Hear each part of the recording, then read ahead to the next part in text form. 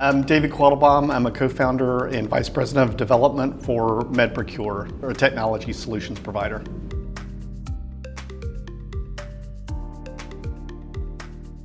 The real barrier that I see looking at all of the data and the difficulties for pricing alignment is centered around entity identification. So we run into problems with different kinds of identifiers that are not really aligned with each other. There might be, the HIN or the DEA, but very little data is aligned completely.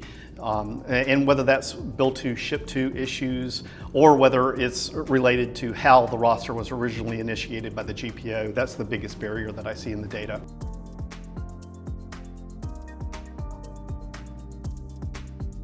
So when the distributor, the manufacturer, and the GPO are having problems aligning on the actual effective dates of a contract, you miss out on margin. Distributors in particular have these huge groups of negative margin teams specifically assigned to the resolution of those issues, right? And it could be an entity problem, but in most cases, those are effective dates, start or end dates, or a class of trade exclusion issue. The fastest way to close the gap on that is centered on the transmission of all identifiers for an entity. So if I have, for example, the GPO ID associated with it and notification of the expiration date, the combination of those two things, a huge factor in being able to protect the margin on any of the given contracts.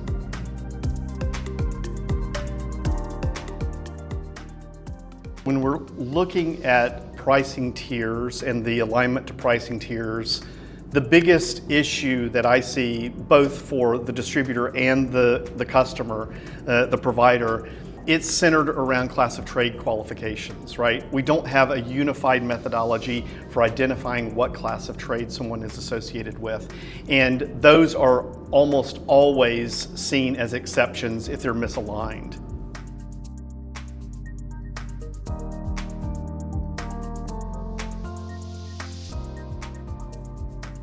I think the simplest way to make an improvement in pricing alignment is to communicate the GPO entity ID for the chargeback across all transactions.